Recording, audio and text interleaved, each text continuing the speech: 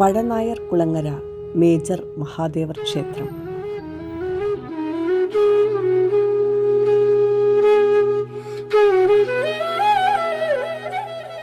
ഓം നമഃശിവായ.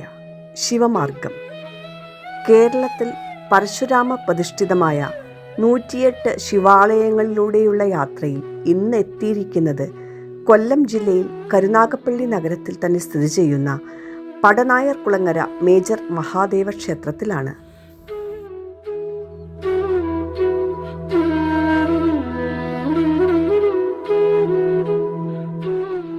നൂറ്റിയെട്ട് ശിവാലയ സ്തോത്രത്തിൽ ഈ ശിവക്ഷേത്രം പാഞ്ഞാർക്കുളം എന്നാണ്. പാഞ്ഞാർക്കുളം പടനായർക്കുളം എന്നായതാണെന്ന് കരുതപ്പെടുന്നു.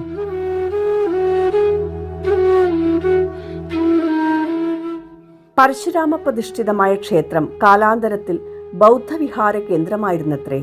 പിന്നീട് വെള്ളിമന മഠത്തിലെ പോറ്റിയാർ ശിവനോട് അവിടെ തന്നെ സാന്നിധ്യമരുളാനുള്ള പ്രാർത്ഥന കൊണ്ട് ഭഗവാൻ വീണ്ടും ചൈതന്യവൽക്കരിക്കപ്പെടുകയും മനക്കാർ ക്ഷേത്രം പണിത് സ്ഥലവും സ്വത്തും നൽകി. മുതുക്കുളങ്ങര ആസ്ഥാനമാക്കി വാണിരുന്ന ഒരു നാടുവാഴിക്ക് ക്ഷേത്രഭരണത്തിൽ കൈയുണ്ടായിരുന്നു.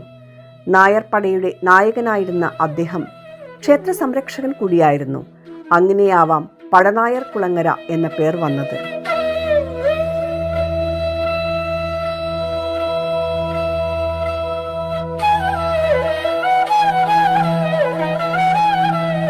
സാമാന്യം വലിയ ശ്രീകോവിലിൽ മഹാദേവൻ ശോഭിക്കുന്നു. കിഴക്കോട്ടാണ് ദർശനം. 3 പൂജയും മറ്റു ചടങ്ങുകളും കൃത്യമായി നടന്നുവരുന്നു.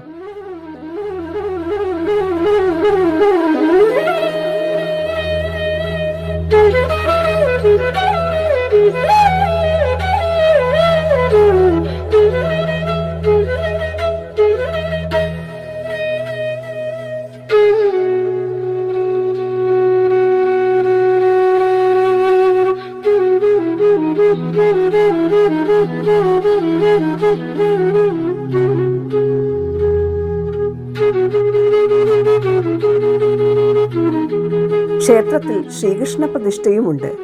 അതിന് ഒരു ഐതിഹ്യം പറയുന്നു. അതിങ്ങനെയാണ്: ശ്രീ പരമശിവനും ശ്രീകൃഷ്ണ പരമാത്മാവും ഒരിക്കൽ വഴിപോക്കരായി ഇതുവഴി കടന്നു പോവുകയുണ്ടായി. അവർ നടന്നു തളർന്ന് പണ്ടു കാട് പിടിച്ചു കിടന്നിരുന്ന കരുനാഗപ്പള്ളിയിലെത്തി. ശ്രീ പരമേശ്വരന് കുടിയിരിക്കാൻ പറ്റിയ സ്ഥലം കണ്ടുപിടിക്കാൻ ശ്രീകൃഷ്ണനെ പറഞ്ഞയച്ചു അത്രേ. ഭഗവാൻ ശ്രീകൃഷ്ണൻ സ്ഥലം കണ്ടുപിടിച്ചെങ്കിലും സ്ഥല സൗന്ദര്യത്താൽ അവിടെ സ്വയം പ്രതിഷ്ഠിച്ചു. ശ്രീ മഹാദേവൻ വളരെ നേരം കാത്തിരുന്ന ശേഷം തിരക്കി ഇറങ്ങിയപ്പോഴാണ് സ്ഥലം കണ്ടുപിടിക്കാൻ പറഞ്ഞയച്ച വിരുദ്ധൻ സ്വയം പ്രതിഷ്ഠിതനായത് അറിഞ്ഞത്. പിന്നെ അദ്ദേഹവും ഒട്ടും വൈകിയില്ല. തൊട്ടടുത്ത് ശ്രീകൃഷ്ണനോടൊപ്പം സ്ഥാനമുറപ്പിച്ചു. ശ്രീ പരമേശ്വര പ്രതിഷ്ഠയെ കൂടാതെ ശ്രീകൃഷ്ണ പ്രതിഷ്ഠയും ഒരേ നാലമ്പലത്തിനുള്ളിൽ തന്നെ വരുവാനുള്ള കാരണം അതാണ്.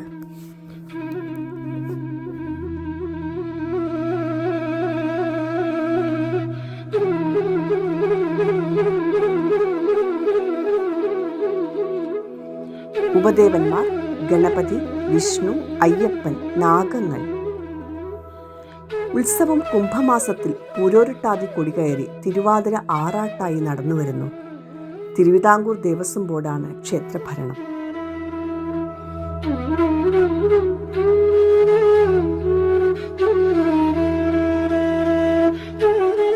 ശംഭോ മഹാദേവ.